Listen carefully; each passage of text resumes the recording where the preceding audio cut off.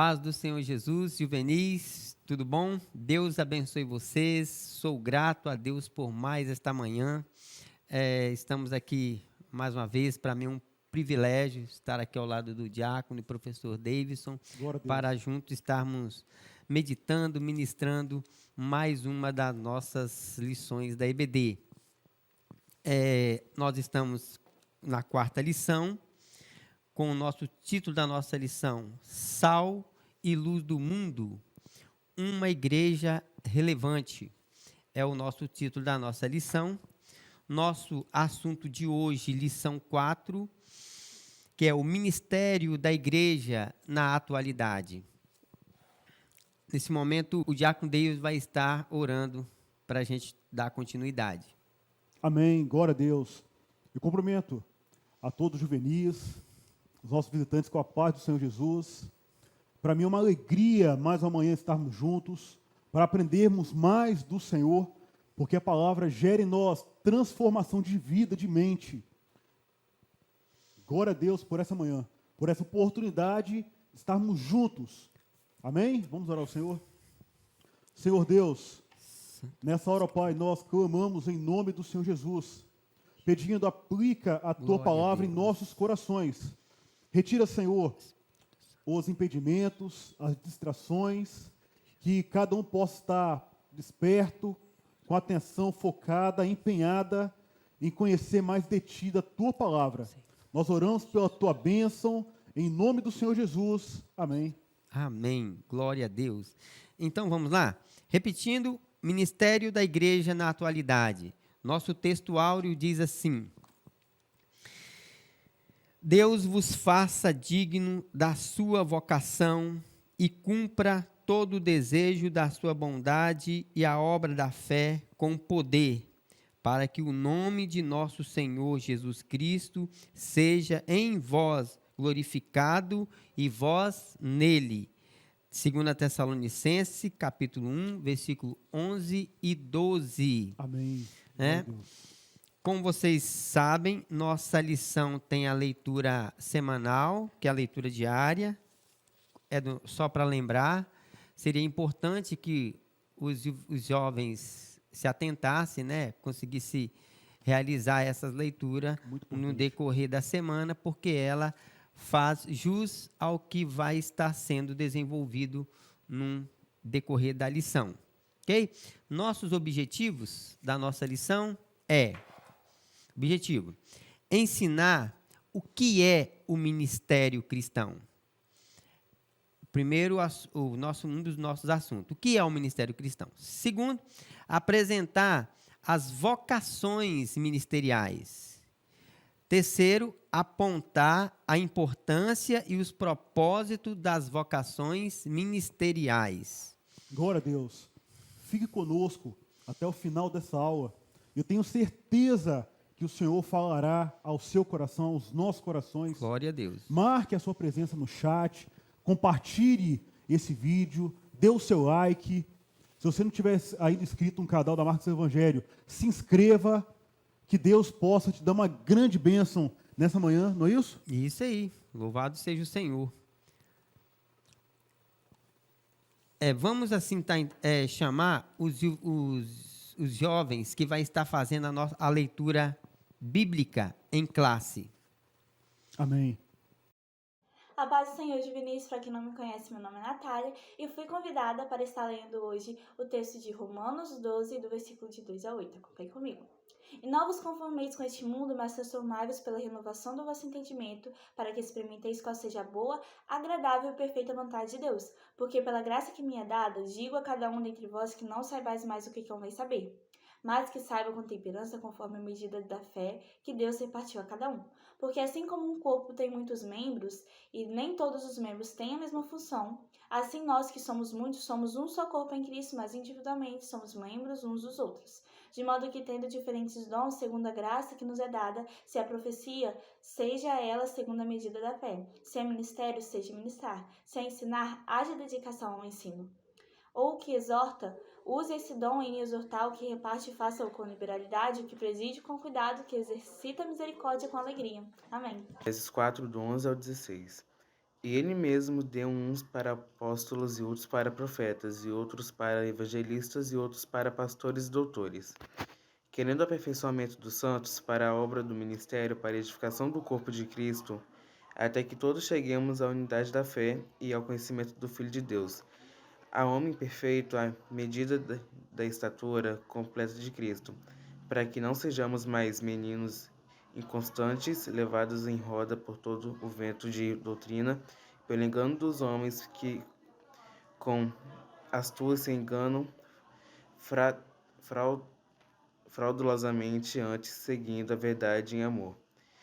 Cremos em tudo naquele que é a cabeça, Cristo, do qual todo o corpo, bem ajustado e ligado pelo auxílio de todas as juntas, segundo segundo a justa operação de cada parte, faz o aumento do corpo para sua edificação em amor.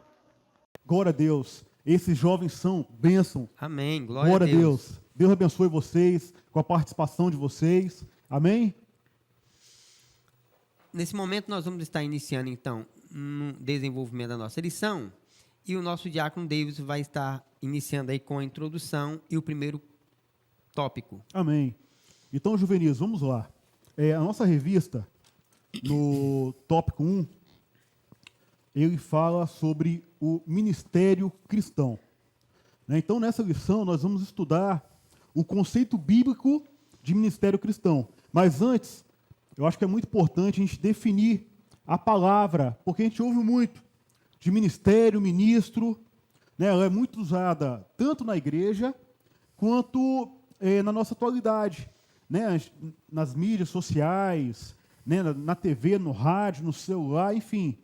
O tempo todo a gente ouve falar de ministério, de ministro, né? E, na verdade, é muito usada, ampla, por quê? Essa palavra ela tem um conceito básico de serviço. Né? Quando a gente pega essa palavra, por exemplo, num contexto político, ela se refere à função, um cargo de ministro. Né? O ministro, no Brasil, por exemplo, ele é responsável por alguma pasta, por algum segmento do governo. Por exemplo, Ministério da Saúde, da Educação, das Ciências. Né? Então, assim, ele tem ele é empregado de forma muito diversificada. Né? Já no contexto, por exemplo, da igreja, o contexto eclesiástico, né, a palavra ministro, ela também tem várias aplicações, não é isso? Uhum. Né? Por exemplo, tem o ministro do evangelho, o ministro da palavra, que é o pastor da igreja. Mas também tem outros conceitos. Por exemplo, o ministro ou o ministério pode ser a liderança da igreja. Então, por exemplo, os pastores, os evangelistas, os presbíteros, eles fazem parte do ministério da igreja. Também é chamado de ministério, né? O ministério da igreja pode ser uma referência Exatamente. aos obreiros, presbíteros, obreiros, né? No modo geral, que compõe evangelista, diácono, né? Os pastores, ou ministério, também se refere a isso. Ou o ministério do pastor, vamos pôr, o ministério do pastor Jairo, compõe o ministério onde ele é responsável por esta igreja que está na responsabilidade dele. E assim vai, né? Sucessivamente. Excelente. Ouvimos também, por exemplo, essa igreja, essa congregação faz parte do ministério do pastor X. Então, essa palavra também é empregada dessa forma. Então, quando você tem outras igrejas, congregações ligadas ao mesmo pastorado, também tem essa referência. Né? Também, aquele grupo dentro da igreja. Né? Por exemplo, tem o grupo de louvor, ou o grupo de escola dominical, o grupo do diaconato. Na igreja também é chamado de ministério. É como se fosse o departamento da igreja, também ministério de louvor, ministério da palavra, ministério da escola bíblica dominical. Também tem essa aplicação. Então, assim, para melhor compreensão até do termo ministério, quando a gente pega assim, a etimologia é o estudo que determina, né, a palavra, as palavras, as origens, as aplicações, como elas se formaram. Né? Então, por exemplo, quando a gente pega na Bíblia, no grego, Upertes, que é o termo, não sei se está correta aqui a pronúncia, mas esse termo grego, a princípio, ele era aplicado para aqueles que trabalhavam no remo. Aquele que rema, ele era designado como ministro, como aquele que serviçal, aquele que rema no navio. Então, isso na antiguidade, isso não há na palavra no grego. Né? Mas ela também se refere a qualquer tipo de serviçal que havia nos navios e no uso geral, cotidiano. Então, dessa palavra que veio o termo ministro. Por exemplo, Paulo, quando escreve, e os demais escritores do Novo Testamento, tem vários pontos. Por exemplo, quando vemos em Mateus 5:25, aparece o oficial de justiça. Em Marcos 14:54, tem os serventuários, né, o assistente na sinagoga, lá em Lucas 4:20, o servo auxiliar de Atos 13:5, os guardas em João 7:32, todos esses que prestavam algum serviço, tinham uma responsabilidade de algum serviço, esses eram considerados upertes, que seriam ministros. Né, daí que vem a tradução para o português. Agora, na aplicação, na ideia do Novo Testamento, qual é a grande inspiração para esse serviço, para esse trabalho? O Senhor Jesus, ele é a nossa grande inspiração para o ministério de Deus. Ele trouxe o maior exemplo, pois o próprio Filho do Homem não veio para ser servido, mas para servir e dar a sua vida em resgate por muitos. Ou seja, quando a gente ouve o termo de ministério ou ministro, muitas vezes as pessoas confundem, acham que isso é um status. Não. O ministro é aquele que tem a responsabilidade de algum trabalho, de algum serviço específico. Né? E em Cristo nós temos o sumo exemplo daquilo que é ser um ministro, de cumprir a vontade do Pai. Né? Então, a pergunta que nós temos que fazer é a seguinte: eu sou hoje um ministro fiel do Senhor? Eu tenho buscado ao Senhor com fidelidade? Eu tenho me aplicado em exercer meu ministério? Ou melhor, eu tenho um ministério? Né? Porque, então, Juvenis, a igreja ela é composta por vários servos e servas, homens e mulheres de Deus que estão continuamente buscando o Senhor, um viver santo, buscando se empenhar e sendo transformado, tendo a mente renovada pelo poder da palavra, através do Espírito Santo, operando na igreja e operando em nossas vidas.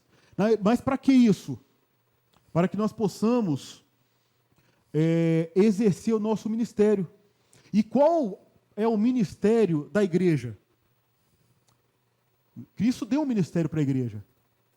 Cristo deu um propósito de suma importância, que é anunciar o evangelho a toda a nação, a todos, até que ele venha, anunciar boas novas. A igreja tem um propósito, um ministério de suma importância, anunciar o evangelho de Jesus Cristo, obedecer a palavra em santificação, servir uns aos outros e assim ser um sinal vivo da presença do reino de Deus nesse mundo. Então nós precisamos de compreender nesse ponto de vista que o Senhor, Ele me chamou, te chamou, e Ele nos deu um ministério cristão de transmitir vida eterna a outros. Talvez você tenha dúvida, qual é, né? Isso é muito comum, não é isso? A pessoa, qual é o meu ministério, qual é o meu chamado, o que eu posso fazer? Não, o Senhor, Ele já trouxe um ministério a todo servo, a todo crente.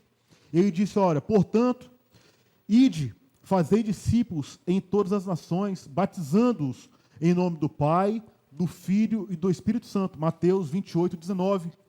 Então, o seu principal ministério é levar a palavra de Deus com responsabilidade. O seu ministério é salvar vidas, arrancar almas perdidas do inferno com boas novas de salvação. Então, Deus, Ele tem um ministério para cada um de nós, e nós precisamos assumir essa responsabilidade, transmitir a Cristo a outros, evangelizando, discipulando, sendo em tudo, e principalmente testemunho, e testemunhando de Cristo, que é o autor e consumador de nossa fé. Você pode perguntar, né, como é que eu vou exercer meu ministério cristão? Você vai exercer seu ministério em oração, em busca do conhecimento da palavra,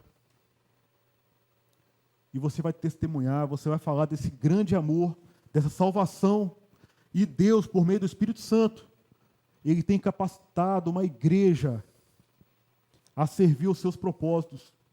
O importante é que Deus, Ele mesmo, pela sua infinita graça, pelos seus projetos, Ele que chama o servo, a serva, para exercer o seu ministério. Seja no louvor, seja nos instrumentos, seja no audiovisual, esses ministérios secundários, mas o principal, o seu ministério principal como cristão, é levar Cristo a outros, é promover essa responsabilidade de levar a salvação, a vida eterna, para aqueles que estão perdidos, cegos, daqueles que estão indo, vivendo rumo ao inferno. Deus te deu esse grande ministério. Agora, um ponto importante é entender que esse é um ministério padrão para todo crente, para todo cristão. Agora, Deus, Ele vocaciona, Ele chama os seus servos para exercer determinados ministérios. E o ministério, você não pode escolher, não, eu quero ser usado nisso ou naquilo. É Deus que, por meio das diversas vocações, Ele chama o servo a exercer seus ministérios. E agora o Jocely vai transmitir justamente esse assunto no próximo tópico. Vai falar das diversidades das vocações e das aplicações e como Deus escolhe o servo, vocaciona para exercer o seu ministério de forma fiel. Amém? Amém. Vemos aí então, jovens, o nosso professor Davidson definiu aí a palavra ministério, né? Observamos que há um grande contraste, né, entre o ministério bíblico e o ministério da sociedade. O ministério da sociedade que atua na nossa sociedade como ministros da fazenda, ministro da educação, etc., comparando com o ministério a qual a Bíblia nos ensina para o seu povo, há um grande contraste. Por quê? Porque enquanto o ministério presidente, né? Eles se destacam, as pessoas gozam de status, né? E muitos se gabam disso. O ministério cristão, ele é um chamado a viver uma vida de renúncia. Ele é um chamado a viver uma vida que muitas e muitas das vezes não vai satisfazer, não vai mesmo, o nosso ego. Há um contraste muito grande. Você vê pela própria definição da palavra. O que era o que é a palavra ministério? Está se referindo, igual Paulo fala, de forma que eu sou ministro de Cristo. Ele está se referindo a um remador, a um servo, a um escravo. Olha o contraste. E hoje não mudou, as escrituras continuam sendo a mesma. Um pastor, uma pessoa que é como um pastor, um evangelista, né? Uma pessoa que é chamado, que desenvolve um trabalho na obra de Deus, ele é chamado a um ministério que exige dele dedicação, renúncia, viu? Sofrimento muitas das vezes. Esse é o grande contraste, né? Em percas muitas das vezes. Okay? Então, a gente vê aqui que quando Jesus Cristo chama a sua igreja com esse para obedecer, para honrá-lo, ele também não chama, eu estou chamando vocês, eu estou constituindo minha igreja, agora vocês vão lá e ensinam o que eu ensinei. E apenas através da razão, através do conhecimento. O Senhor Jesus não apenas ele faz isso, ele fala da sua igreja, fala que edificaria a sua igreja, e ele mesmo vai vocacionar a cada um com dons extraordinários. Excelente. Como diz aqui o número 2, a diversidade de vocações e dons. Observe bem, a Bíblia, no caso, tem diversas vocações e ministérios que o Espírito Santo atribui à igreja para poder capacitá-lo, para poder enviar ao mundo, né? Paulo vai tratar das vocações e dons ministeriais. Então, ele usa, quando ele vai tratar desse assunto, ele vai usar a analogia do corpo humano, assim como o corpo tem vários membros e nem todos têm a mesma função, né? Ele vai explicar sobre isso aí. Por exemplo, na nossa leitura bíblica em classe mesmo, diz aqui no versículo 4, porque assim como em um corpo temos muitos membros e nem todos os membros têm a mesma operação, assim nós que somos muitos, somos um só corpo em Cristo, mas individualmente somos membros um dos outros. Então, o que as Escrituras estão nos ensinando aqui? A igreja é um corpo. Assim como o corpo humano tem vários membros, né? Cada um com sua característica, cada um com seu perfil, cada um com sua função, assim também a igreja, viu? Ela tem vários membros e cada um com sua função, cada um é chamado, e quem, como disse o nosso professor Davidson, quem vocaciona, quem dá os dons, é uma decisão do Espírito Santo. É ele que vocaciona. É isso.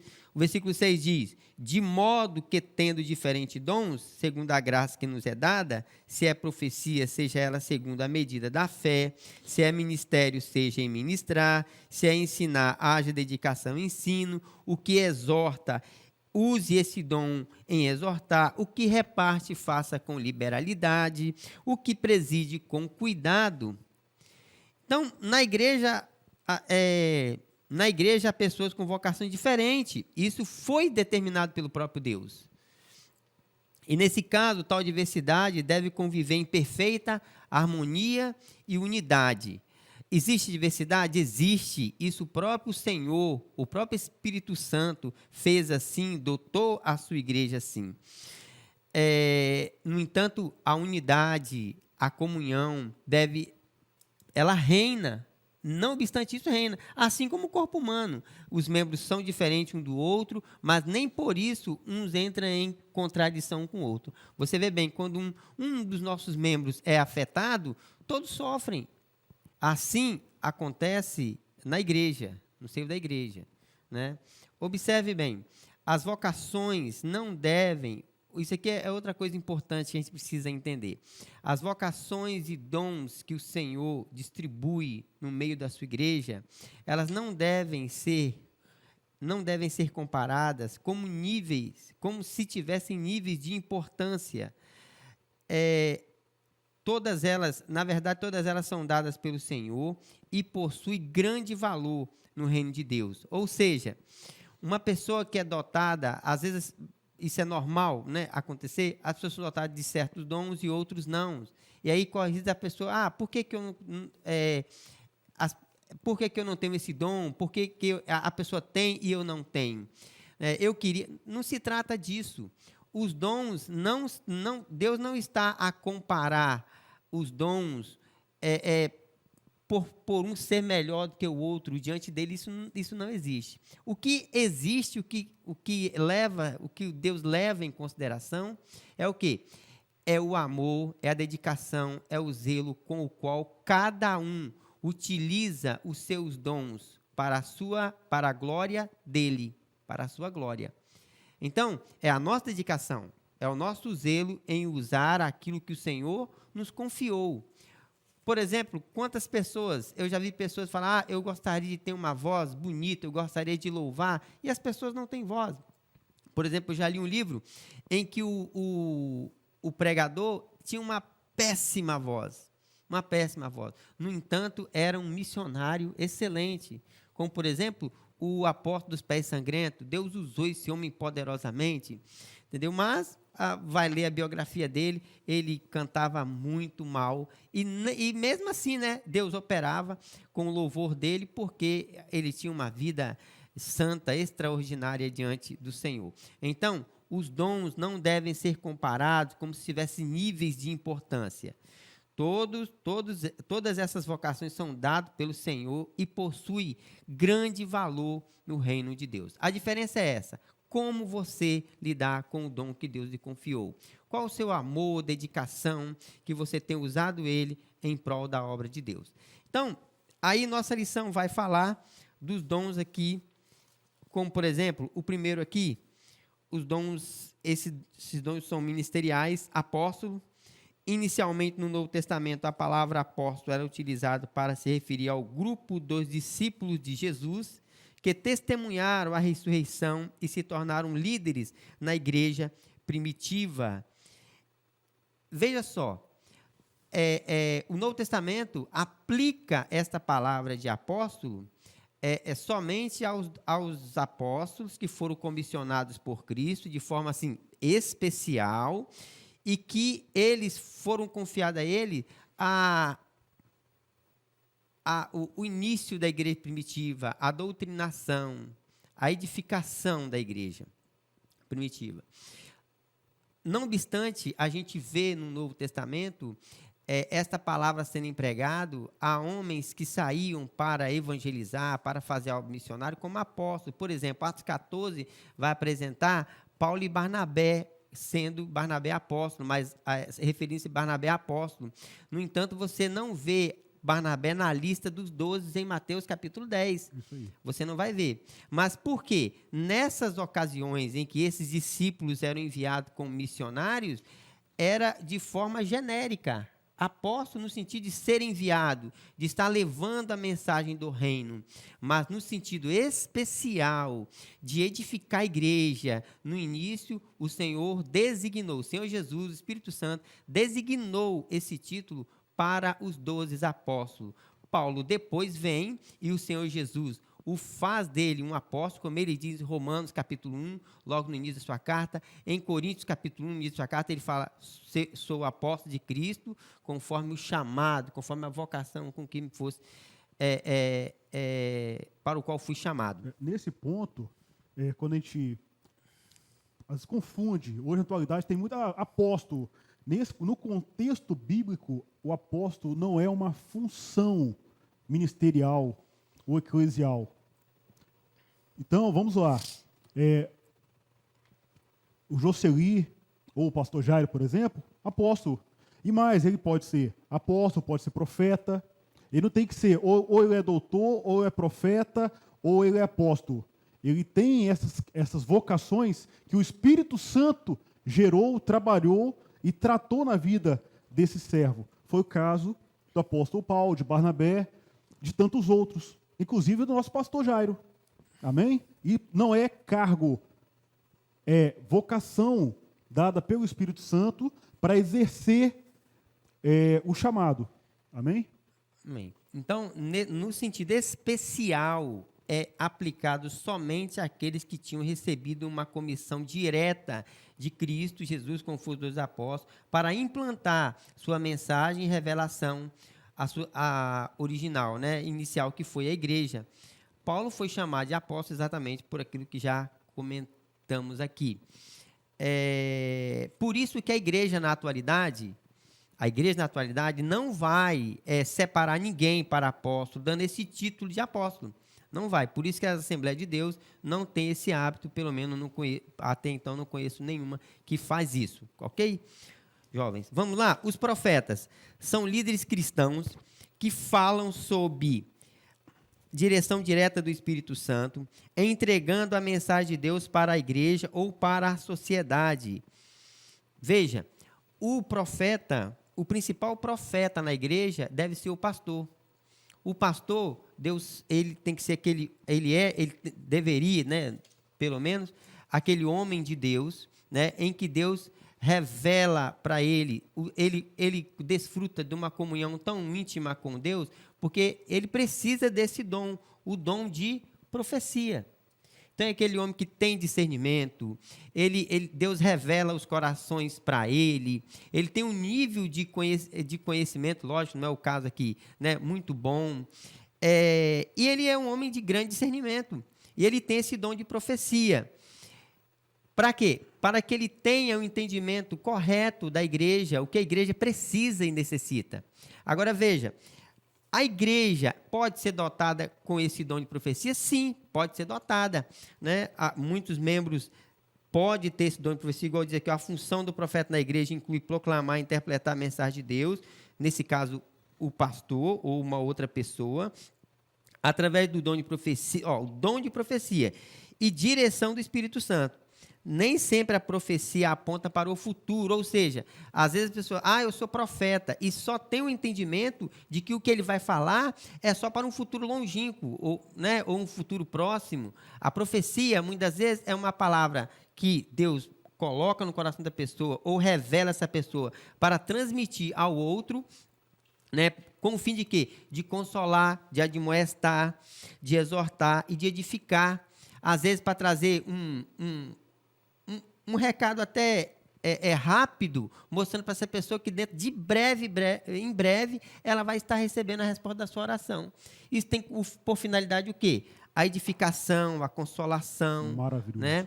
Glória a Deus. O profeta refere-se a isso aí. A mensagem do profeta não deve ser considerada infalível, ou seja, ela precisa ser julgada.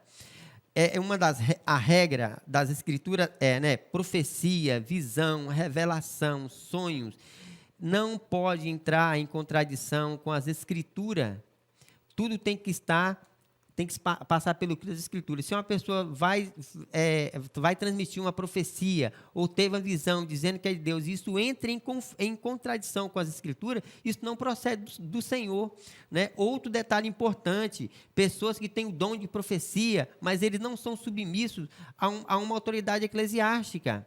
Essa pessoa não é digna da nossa aceitação, não é digna da nossa confiança.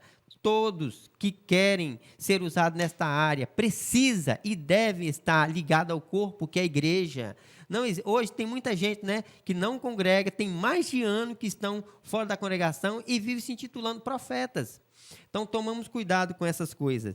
Evangelistas são servos de Deus capacitados e comissionados para pregar o evangelho. Os evangelistas possuem a capacidade de se comunicar com pessoas de perfis distintos. No Novo Testamento, eles pregavam, ajudavam e estabeleciam a igreja local e testemunharam poderosamente sobre Cristo. Ou seja, as pessoas que recebem esse dom têm um chamado para o evangelismo, para a pregação externa. Eles não estão, muitas das vezes, ele não é do perfil dele, está em cima do púlpito, mas ele tem o prazer de estar falando, de estar anunciando Jesus Cristo, de estar evangelizando, como na igreja primitiva. Filipe, por exemplo, se destacou nisso. Né? A Bíblia vai dizer que ele era usado, Deus fazia maravilhas e prodígios por meio dele, ele era uma pessoa que convencia multidões. Vamos ver também o exemplo do diácono, outro diácono, né? Estevão, né? Com grande conhecimento, com grande sabedoria, testemunhava de Cristo Jesus, a glória do Senhor Jesus, do Espírito Santo, aparecia, né? Transfigurava em seu rosto. Né? No entanto, essas pessoas, né, esse negócio, vou repetir isso aqui, tomar muito cuidado com isso. Essas pessoas nós precisamos estar debaixo de uma liderança eclesiástica, ter alguém ao qual possamos receber essa bênção, né, e estar submissos a eles e prestar conta de nossos trabalhos. Um ponto importante também é o seguinte, mais uma vez, evangelistas aqui não é o presbítero que foi consagrado ao evangelista. Aqui é a vocação. Então, a pergunta é, o juvenil pode ser um evangelista? Deus pode vocacionar e você tem esse chamado e ser um evangelista. Transmitir o evangelho a outros. E ao passo do tempo, Deus vai te amadurecendo, vai te capacitando e na hora que o Senhor desejar, você pode até ser consagrado. Mas, por exemplo, tem professores de escolas dominicais que são exímios evangelistas. Porque não é aqui o que nós estamos tratando, são as vocações que Paulo trouxe. Ok? Então, porque tem muita confusão. O pessoal acha, não, que eu sou apóstolo, eu sou evangelista, eu sou profeta. Não, isso são vocações que Deus dá ao servo. Frisando mais uma vez, porque gera muita confusão muitas vezes, né? Sobre esse ponto. Amém? Amém. No contexto, pastores, né, no contexto do Novo Testamento, às vezes os pastores eram chamados de bispo ou de presbíteros. Atualmente são aqueles que cuidam das ovelhas do Senhor. Eles são líderes da igreja local, responsáveis pela direção da igreja, pelo ensino das Escrituras e pelo pastoreio dos membros da igreja e de suas famílias. Pastorear é cuidar, discipular e aconselhar. A tarefa do pastor também é zelar pela sã doutrina, ensinar a palavra e organizar e liderar a igreja local. Então, observe, o que é o pastor? Né? Deus, como diz o apóstolo Paulo, ele mesmo, é ele que comissiona, é ele que dá esses dons ministeriais. Ele me deu uns para apóstolos, outros para profetas, evangelistas, pastores e doutores. Para quê? Querendo o aperfeiçoamento dos santos. Então, os pastores, exatamente essa função deles, eles têm a responsabilidade de ter uma íntima comunhão com Deus. Ele precisa ser dedicado às Escrituras, ao pastoreio dos membros, a uma vida de oração. Ele cuida, ele se preocupa com a família. Ele é aquele homem que está o tempo todo preocupado com o bem-estar do povo de Deus, em discipular, em aconselhar. Ele zela pela sã doutrina, né? Como, por exemplo, vejam, o pastor, ele se envolve com a vida social dos membros. Às vezes as pessoas dizem assim, mas o que o pastor tem a ver com minha vida? O pastor fica se metendo em assuntos que não é para ele. O pastor, ele precisa se envolver muitas das vezes com a vida social dos membros. A gente não pode se assustar com isso. Por exemplo, você vai ver os profetas no Antigo Testamento, você vai ler os profetas maiores, os profetas menores, eles estão lá, muitas das vezes, exercendo papel de pastores, repreendendo a injustiça social, repreendendo sacerdotes, repreendendo príncipes, repreendendo pessoas, tentando levar as pessoas ao Senhor, fazer com que as pessoas voltem à comunhão com Deus. Inclusive, a tragédia do Reino do Norte, do Reino do Sul, foi exatamente por não ouvir os homens que Deus usavam para trazê-los, repreendendo eles. Esses homens repreendiam eles na sua vida social, viu, adúltera que eles viviam. Então, não é de se admirar que o pastor vai se envolver, vai aconselhar, e muitas vezes as pessoas rejeitam isso para a sua própria destruição. Doutores são mestres que possuem um dom especial para proclamar e ensinar a Escritura. Eles ensinam a mensagem de Deus de forma bíblica e fiel. O propósito do ensino bíblico é fortalecer o conhecimento da verdade e levar a igreja ao conhecimento de Deus e ao compromisso de obedecê-lo. Por exemplo, vamos ver pessoas com dons extraordinários de conhecimento da palavra, tendo a ciência da palavra, como Paulo, como Apolo, inclusive o próprio Estevão. A Bíblia vai dizer que ele fala com grande conhecimento. O próprio Filipe, ele convence com grande veemência, viu? E a gente sabe que nesse contexto, esse dom é para poucos. Muitas pessoas são pastores, poucos têm um domínio amplo, vasto das Escrituras, viu? Poucos têm, né? E poucas igrejas têm o privilégio de ter verdadeiramente doutores e mestres em seu púlpito, viu? Então, encerrei aí o segundo tópico, e agora o propósito dessas vocações. Qual é o propósito dessas vocações? O diácono Davis, professor, vai estar falando desses propósitos aqui. Amém, amém. Paulo escreveu Colossenses 4,17. Atenta para o ministério que recebeste no Senhor, para que o cumpras. Quando é atentar, é para tem um empenho da sua atenção canalizada, focada nisso. Então, nós temos que entender o propósito das vocações no modo geral e individualmente. Né? As vocações sagradas, elas são entregues por Deus à igreja para cumprir os seus propósitos. Deus, por sua soberana vontade, ele tem um projeto para a igreja de salvação, de vida eterna. Ela é predestinada em Cristo. Então, e Deus usa homens, servos, juvenis, para exercer essas vocações em seu ministério. Então, o ministério cristão possui alguns objetivos, né, como o apóstolo Paulo menciona, pelo menos 4 nas suas cartas aos Efésios. Ele cita primeiro do aperfeiçoamento, depois ele fala da unidade da fé, sobre o amadurecimento e sobre o crescimento da igreja. Mas, sobretudo, quando entendemos o propósito das nossas vocações, é entender que nós temos um ministério que precisa ser aperfeiçoado. Por quê? Porque às vezes a pessoa está estagnada. Deus tem um ministério brilhante para a salvação de vidas, no louvor, na palavra, no audiovisual, enfim. Muitas vezes Deus quer usar, mas a pessoa está estagnada, parada. Então, nós precisamos, cada juvenil precisa ter o dever de ter um aperfeiçoamento ao longo do tempo. Não é porque, senão ficamos com a fé estagnada, parados. E Deus tem uma bênção para cada um de nós.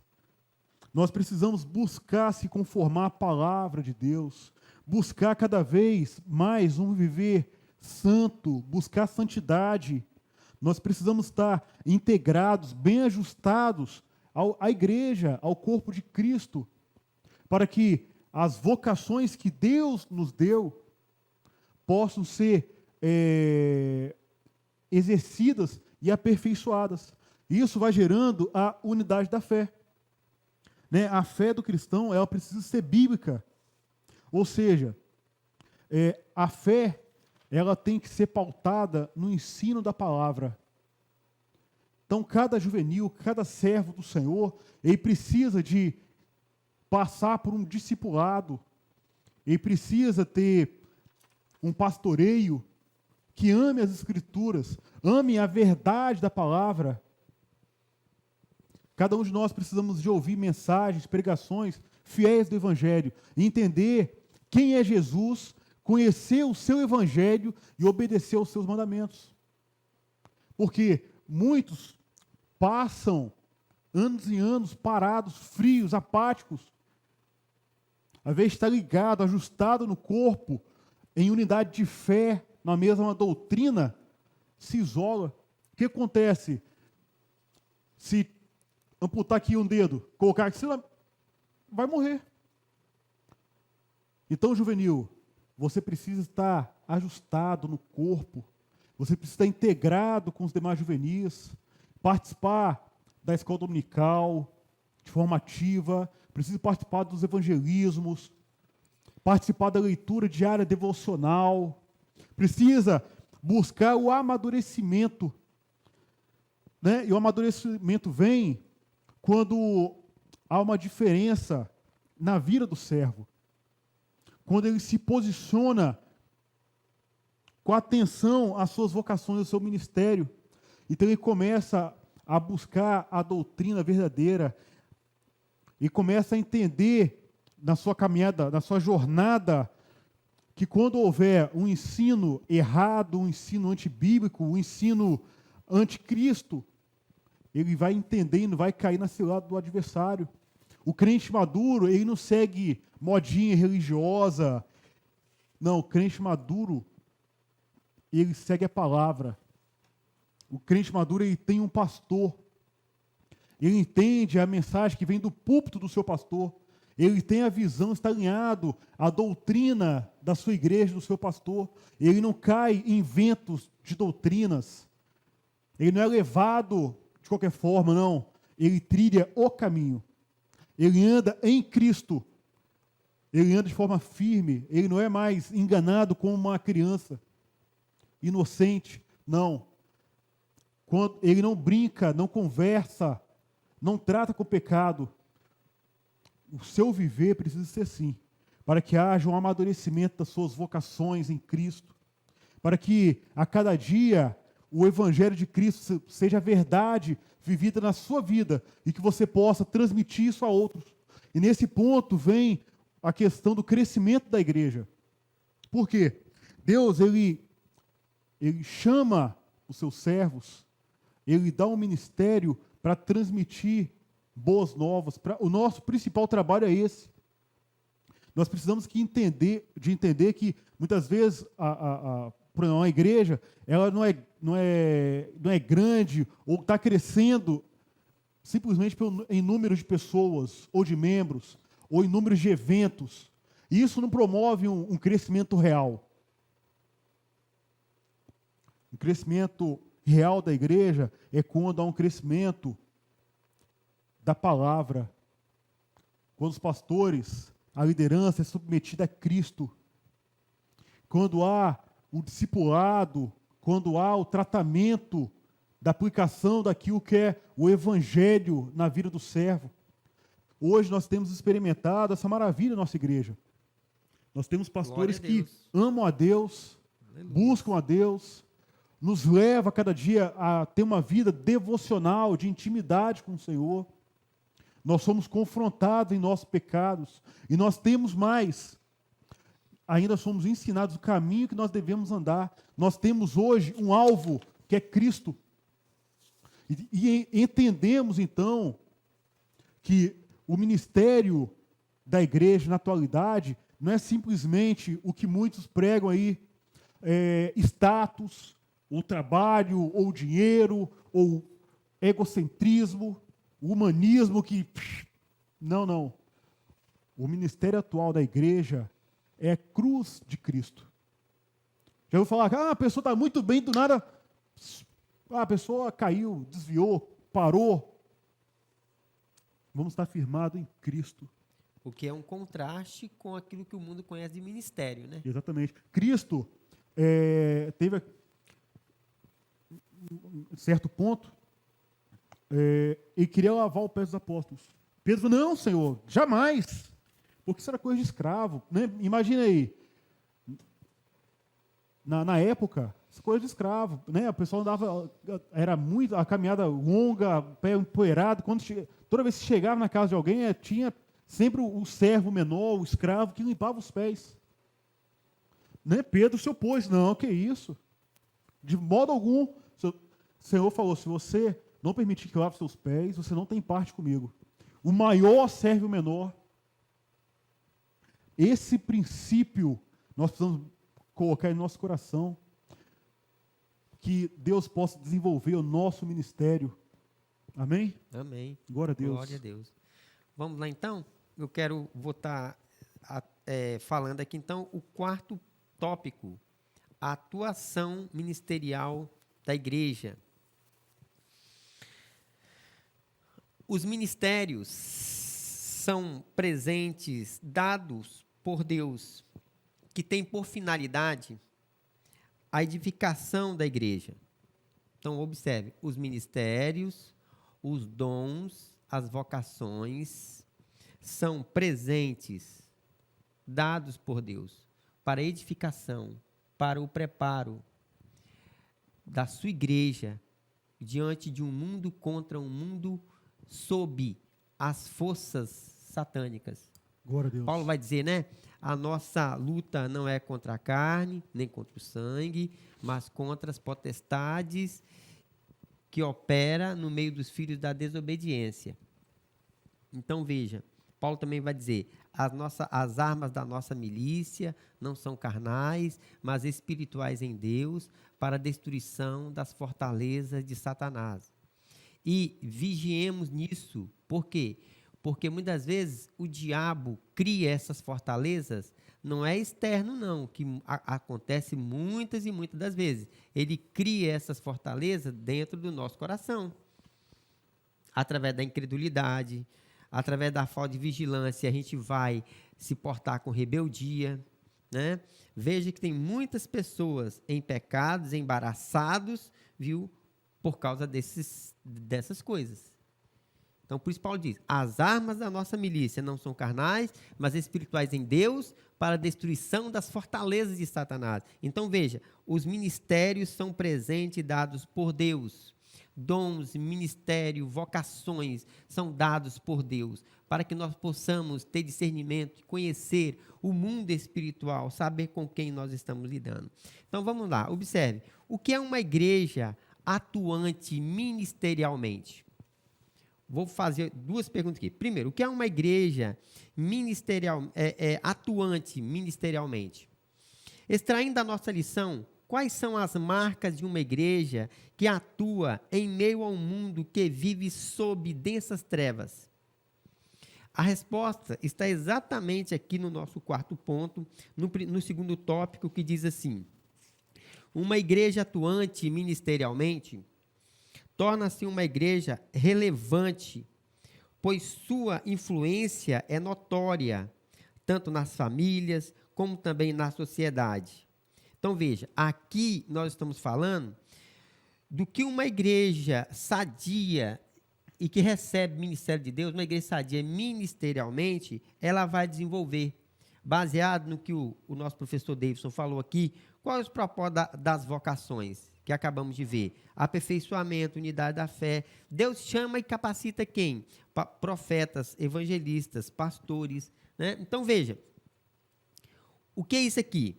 Pois sua influência é notória, tanto nas famílias como também na sociedade. O ministério cristão exercido de forma bíblica e fidedigna edifica a igreja, alcança os perdidos, fortalece as famílias e aviva a fé de cada crente. Maravilha. Né? Já foi falado também que juntos nós edificamos uns aos outros. O Espírito Santo ainda hoje continua vocacionando os crentes ao ministério. Quem é chamado para tal deve-se e responder sim ao Senhor Jesus Cristo. Esse é o nosso quarto ponto, e nós, graças a Deus, pela misericórdia e bondade de Deus, como disse nosso professor Davidson, né, nós participamos, nós estamos numa igreja em que nossos líderes, viu, primam por isso, pregam isso e vive e leva a igreja a viver, e estamos sendo ricamente abençoados por nosso Deus. Amém? Excelente. Vamos então ao quadro Perguntas e Respostas? Vamos lá, Gustavo. Manda sua primeira pergunta aí. A paz do Senhor, pessoal. Meu nome é Gustavo, sou da classe juvenis. E hoje eu quero direcionar minha pergunta para o irmão Davidson. Professor, o que é um ministério cristão? Glória a Deus. Deus te abençoe, Gustavo. O irmão, é uma bênção que Deus possa continuar te usando poderosamente. Ficamos felizes com a sua participação. A pergunta, o que é um ministério cristão? O ministério cristão é uma vocação sagrada e espiritual dada por Deus ao crente em Jesus. Sobretudo, o ministério é serviço. Amém? Aprendemos na lição que ministério é o lugar que você vai amar o seu próximo. Você não vai ter o destaque, não. Você vai ser igual, inferior. Você vai amar e vai servir. Por quê? Porque Deus chamou os seus servos. Somos cristãos porque imitamos a Cristo. Amém? Amém. Possamos exercer o nosso ministério. Também vamos chamar a irmã Ramile para fazer uma pergunta para o nosso presbítero Jocely. Paz do Senhor, juvenis. O meu nome é Ramília e minha pergunta é: quais as invocações ministeriais apresentadas por Paulo aos Efésios? Muito bom. A pergunta da irmã Ramile é: quais são as vocações ministeriais apresentadas por Paulo na sua carta aos Efésios, né? Nós tratamos disso na nossa lição, que são, olha bem, vocações ministeriais, certo? Foi tratado na lição, que é exatamente aquilo que Paulo diz aos Efésios. Ele mesmo deu uns para apóstolos, profetas, evangelistas, pastores e doutores, cuja finalidade é para o aperfeiçoamento dos santos. Deus abençoe sua vida. Vamos então à segunda resposta? A segunda pergunta? Qual é a segunda pergunta? É Iago. Olá, Juvenis. Prazer, meu nome é Al, para quem não me conhece. E eu tenho uma pergunta para o Jocely. Qual a responsabilidade dos doutores? Glória a Deus. Iago é um juvenil abençoado, né? Amém. Glória seja dada ao Senhor. A pergunta dele é também para mim, né? É isso? É isso. Segunda lição, qual é a responsabilidade dos doutores? Não é isso? Essa é a pergunta. São mestres que possuem um dom especial para proclamar, ensinar as Escrituras. Eles ensinam a mensagem de Deus de forma bíblica e real. Que Deus abençoe a vida do Iago. Glória a Deus, Iago. Deus te abençoe pela sua participação. Também vamos ter a participação da Sara. Amém, Sara? Qual a sua pergunta? A paz do Senhor, para quem não me conhece, meu nome é Sara e eu tenho uma pergunta. Quais são os objetivos bíblicos do ministério cristão? Quais são os objetivos bíblicos do ministério cristão? O objetivo é o aperfeiçoamento cristão, a unidade da fé, o amadurecimento do crente, o crescimento da igreja e, sobretudo, quero dizer sobre o crescimento da igreja. Salvação de vidas. Esse é um serviço de todo crente. Esse é o ministério de todo crente. Levar boas novas de salvação. Amém? Que Deus possa dar uma bênção a cada juvenil. Que cada um de vocês sejam sal nessa terra. Que vocês façam a diferença onde estiverem. Que vocês sejam luz nesse mundo de trevas, onde muitos estão se perdendo. Que vocês possam se portar firmemente como luz do mundo e sal da terra. Amém? Glória a Deus. Agradeço, Sara, pela sua participação. Você é uma grande bênção para a igreja. Amém? Amém. Glória a Deus. Bênção nossos juvenis. Excelente. Vamos à nossa conclusão, então? Vamos ler, então, nossa conclusão. Diz assim: o ministério cristão é uma vocação sagrada. Os ministérios são diversos, mas todos são dados por Deus com o propósito de edificar a igreja. Ore para que você possa descobrir qual é a sua vocação e qual é o ministério que você poderá desempenhar no corpo de Cristo. Amém? Que Deus possa te abençoar poderosamente, nos abençoar, que nós possamos, que sua vida possa ser despertado com desejo, sede de sua palavra, por tirar momentos para estar diante de nosso Senhor em oração, para que o dom do Espírito Santo, o dom que está disposto à disposição a todos nós, a qualquer um que desejar pedir, possa atuar na sua vida e você possa usá-lo para a edificação da sua vida e para a glória do nosso Deus, no nome de Jesus. Deus Amém. Abençoe a todos. E agora o Davidson vai estar fazendo aí a apresentação do ofertório. Amém. Mas Amém? antes aqui do ofertório, que cada juvenil possa aplicar essa aula em seus corações. Já conversando com alguns, perguntar, mas qual será meu ministério, meu chamado? Não espera ser chamado para fazer alguma coisa. Ore ao Senhor. Senhor, mostra-me a sua vontade e realiza a tua obra por meio da minha vida. E se integre à igreja, venha para o evangelismo, participe do coral, aprenda o instrumento, se envolva na igreja, na obra de Deus. E você vai ver como Deus vai desenvolver o seu ministério. Amém? Deus abençoe cada um de vocês. Vamos sim ao principal momento aqui, que é o ofertório da Escola Bíblica Dominical. Está aparecendo para você a ferramenta do Pix, do PicPay. Seja fiel nas suas contribuições, nas suas ofertas, nos seus dízimos, porque do alto eu tenho certeza que você será grandemente abençoado. Amém? Também eu quero convidar a você a participar da campanha dos 1000 valentes. Nós estamos com um projeto de comprar o nosso novo espaço de culto. Então, nós estamos chamando a cada um a participar, fazer um voto dos 1000 valentes. Se você for um visitante, venha à igreja, nos procure a tesouraria. Se você está assistindo online de outras cidades, acesse o site marcosdoevangelho.com.br, entre em contato conosco e participe você também da compra desse imóvel, realize você também essa grande obra. Eu tenho certeza que Deus vai abençoar cada um abundantemente. Amém? Deus abençoe cada um. Glória a Deus pela sua vida nesse domingo. A todos, a paz do Senhor Jesus. Jocely, faz Vamos orar? a oração encerrando. Vamos orar então para encerrar.